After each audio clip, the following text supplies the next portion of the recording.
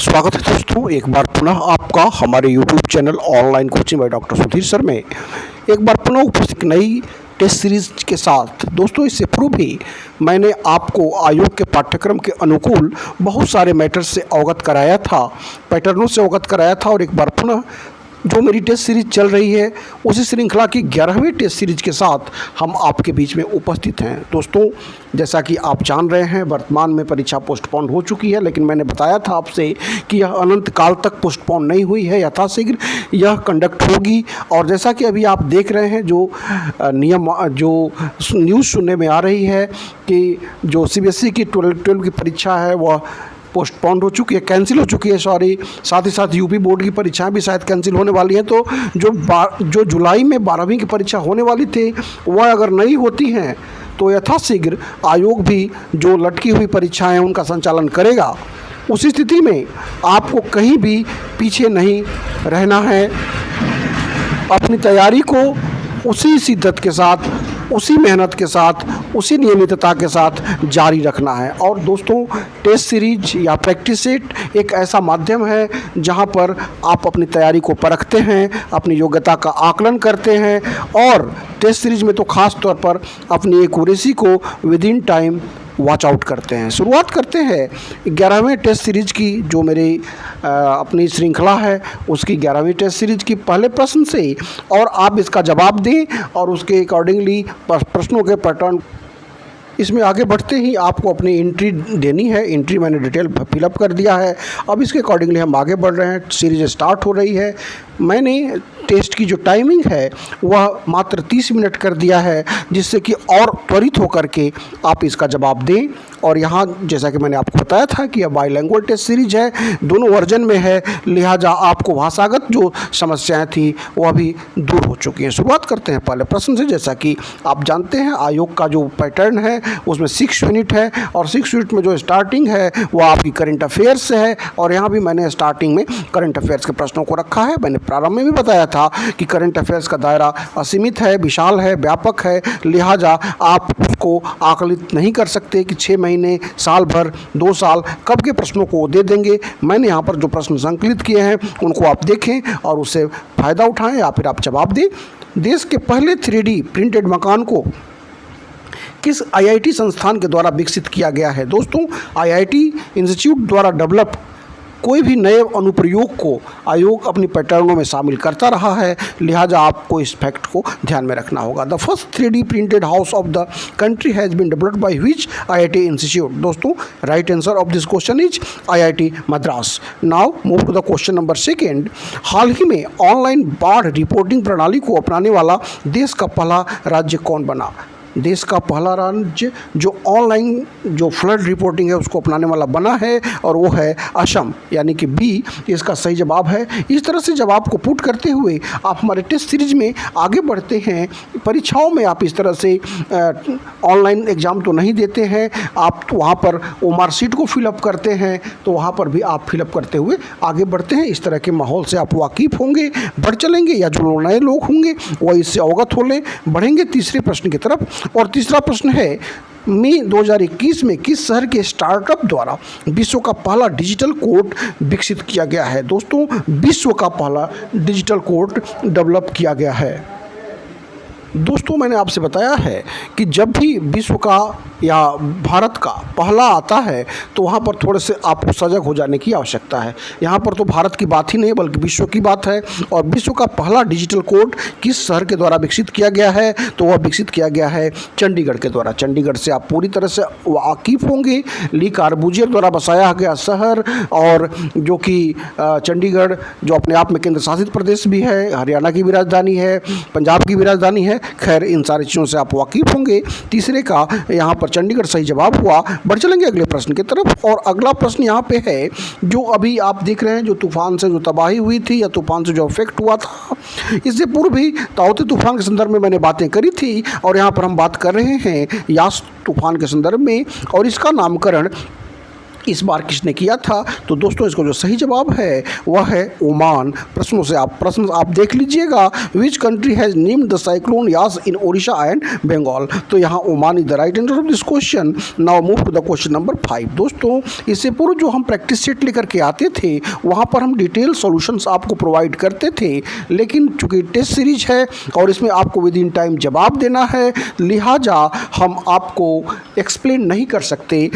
हम सिर्फ आपको प्रश्नों के उत्तर से अवगत करा सकते हैं और आप अपने आकलन स्वयं कर सकते हैं कि कितने प्रश्नों के उत्तर आपको आ रहे हैं, जिससे कि आप यूनिट वाइज अपनी प्रतिभा का आकलन कर लें कि यूनिट वाइज जो 6 यूनिट हैं, चाहे वह टीचिंग एप्टीट्यूड का हो, करंट अफेयर्स का हो, मैन एंड एनवायरनमेंट का हो, आईसीटी का हो, या यूनिट 5 जिसमें कि आप जानते हैं ज्योग्राफी ऑफ इंडिया है, सोलर सिस्टम है, यूनिवर्स है, हिस्ट्री है और साथ साथ नेशनल मूवमेंट है, जबकि आपको इंडियन इकोनॉमी और इंडियन पॉलिटी आपको यूनिट 6 में मिलते हैं। तो सारे यूनिट्स को आप अपने अकॉर्डिंगली वेरीफाई कर लें और अपनी प्रतिभा का आकलन करें। बढ़ेंगे हम अगले प्रश्न की तरफ और अगला प्रश्न यहाँ पे है, इनमें से किस ने दूसरी बार केरल राज्य के मुख्यमंत्री पद की शपथ ली है? दोस्तों इससे में जो ये 5 राज्यों में चुनाव हुए हैं उनके सीटों का और किस किस विधानसभा का इंपॉर्टेंस रहा उसका, कितनी सीटों पर चुनाव हुआ उसका, इससे पूर्व मैंने दिया था कि बंगाल में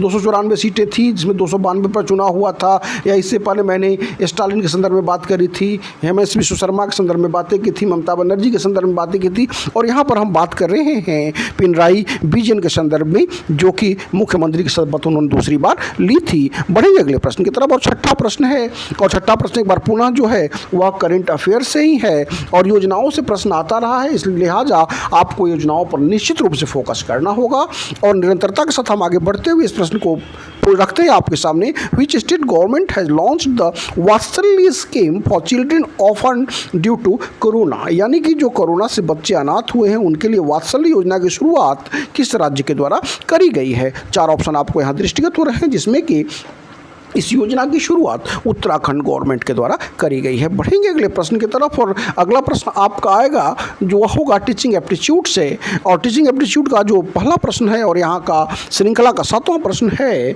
वह है मन मानचित्रण, यानी कि माइंड मैपिंग, जो केंद्रीय अवधारणा से संबंधित मुख्य बिंदुओं या तर्कों को एक रेखा चित्र द्वारा दर्शाता है, किसके द्वारा प्रस्तुत किया गया है? Mind mapping which represents the main points और argument to the central concept by a line diagram is presented by whom, किसके द्वारा किया गया है? दोस्तों यह प्रस्तुत किया गया है Tony बुजान is the right answer of this question. Now move to the question number 8 और अभी आपका होगा टीचिंग एप्टीट्यूड से, वर्तमान समय में शिक्षा का सबसे उपयुक्त उपागम कौन सा है? Which is the most appropriate approach to education at the present time, और यह होगा आपका सृजनवादी उपागम, कृष्ण अप्रोच जो है वह इसका सही जवाब होगा सृजनवादी उपागम। 8वें का बी इसका सही जवाब हुआ। अब बढ़ेंगे अगले प्रश्न की तरफ और अगला प्रश्न है, आप अपने आकलन करते रहिएगा, ये संदर्भ देते रहिएगा, प्रश्नों को देखते रहिएगा। शोध की गहराई निम्नलिखित में से किस एक में निहित है? दोस्तों जिस तरह से यूजीसी में संप्रेषण है, यहाँ पर आपके यूपीजीसी में संप्रेषण नहीं है, और जो यूजीसी के जो सिलेबस है उससे थोड़ा सा हट करके यहाँ पर सिलेबस है, लिहाजा आपको जो टीचिंग का लेवल है या फिर जो शोध है उस पर विशेष रूप से ध्यान देना होगा, या फिर उच्च शिक्षा का जो महत्व है, यूजीसी की जो भूमिका है वह आपके यूपीजीसी के सिलेबस का हिस्सा है, लिहाजा आपको उस पर विशेष रूप से फोकस करना होगा। और यहाँ पर देखिए शोध से संबंधित प्रश्न है कि शोध की गहराई निम्नलिखित किस एक में निहित है? Depth of research lies in which one of the following, और यहाँ पर जो सही आंसर होगा वो होगा रिसर्च फैक्ट, 20 का सही जवाब होगा। बढ़े चलेंगे अगले प्रश्न की तरफ और अगला प्रश्न एक बार पुनः आपके टीचिंग एप्टीट्यूड से, इनमें से किसी ब्रिटिश भारत में अंग्रेजी शिक्षा का मैग्ना कार्टा कहा जाता है? बड़ा आसान प्रश्न है, लेकिन आसान प्रश्नों को भी आपको अपने ध्यान में रखना होगा, और इसका जो सही जवाब होगा वह होगा वुड का डिस्पैच, जिससे आप निश्चित तौर पर वाकिफ होंगे। इसके डिटेल में हम नहीं जानना चाहेंगे क्योंकि विद इन टाइम लिमिटेड समय में हमें जवाब देना है और सारे प्रश्नों से आपको अवगत कराना है। बढ़ेंगे अगले प्रश्न की तरफ और अगला प्रश्न ऑब्वियसली आपका ICT से होगा, क्योंकि 4 प्रश्नों को रखना हमारी मैंडेटरी है और यहाँ पर 4 प्रश्न समाप्त हो गए टीचिंग एप्टीट्यूड के, और अब हम आ गए ICT सेक्शन में, यानी कि आपके यूनिट नंबर 3 में। व्यावसायिक कंपनियों के द्वारा ईमेल के जरिए भेजा गया संदेश क्या कहलाता है? What is the message sent by commercial companies through email called? तो यहाँ पर 4 ऑप्शन आपको दृष्टिगत हो रहे हैं, जिसमें junk mail, rough mail, bounce mail और फ्रंटियर मेल है, जबकि जंक मेल इसका सही जवाब है। अगला प्रश्न है 12वां प्रश्न, एंड्रॉयड के विकास के लिए आधिकारिक भाषा कौन सी है? What is the official language for the development of Android? Java is the right answer of this question. Now move to the question number 13 and that's belong to also ICT GIF। एक आप इस बात को ध्यान में रख लें कि एब्रीविएशन से भी प्रश्न हर एक बार आते रहे हैं। एब्रीविएशन से, ईमेल से, इंटरनेट से, जनरेशन ऑफ कंप्यूटर से, ये सब कुछ ऐसे फैक्ट हैं जो मैं निरंतर आपको अवगत कराता रहा हूँ कि इनसे प्रश्न आते रहे हैं और आते रहेंगे। आपको इसको ध्यान में रखना होगा। जो मैं टेस्ट सीरीज स्टार्ट किया हूँ उस टेस्ट सीरीज में उन सारी बातों को मैं रखता हूँ, जो मेरे पास प्रैक्टिस सेट है, जो मैं अपने बच्चों को प्रोवाइड करता हूँ, उनमें भी उन सारे फैक्ट को मैंने रखा है, सारे पैटर्नों को रखा है।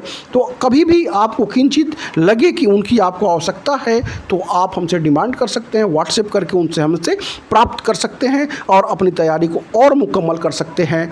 तो अगर आपको उसकी आवश्यकता है तो मेरा व्हाट्सएप नंबर डिस्क्रिप्शन में है, वहाँ आप व्हाट्सएप करके उससे हमसे प्राप्त कर सकते हैं। उस थोड़ी सी न्यूनतम राशि अदा करके वे सारी चीज़ें आपको मिल जाएंगी और आप हमारे टेस्ट सीरीज के मेंबर भी बन सकते हैं। खैर, बढ़ेंगे हम अगले प्रश्न की तरफ। GIF जिसकी बात मैंने करी थी यहाँ पे, तो GIF यानी कि ग्राफिक्स इंटरचेंज फॉर्मेट, इसका सही जवाब हुआ। बढ़ेंगे 14वें प्रश्न की तरफ। अब यहाँ पर देखिए, यहाँ पे जो मैंने रखे हैं, जो एक परंपरा से हट के जो नए नाम मैंने चुने हैं, इससे पहले भी मैंने जो आपको एंड्रॉयड के संदर्भ में बातें की थी, नौगट, और जो मैंने किटकैट और बहुत सारी बातें की थी। यहाँ पर मैंने रखा है सी मंकी, लूनस्केप, मैक्सथॉन, माइक्रोसॉफ्ट एज। किसके एग्जाम्पल हैं? थोड़े से हट के नाम हैं, इसको आपको दिमाग में रखना। ये सारे जो एग्जाम्पल हैं दोस्तों, ये सारे ब्राउज़र के ही नाम हैं।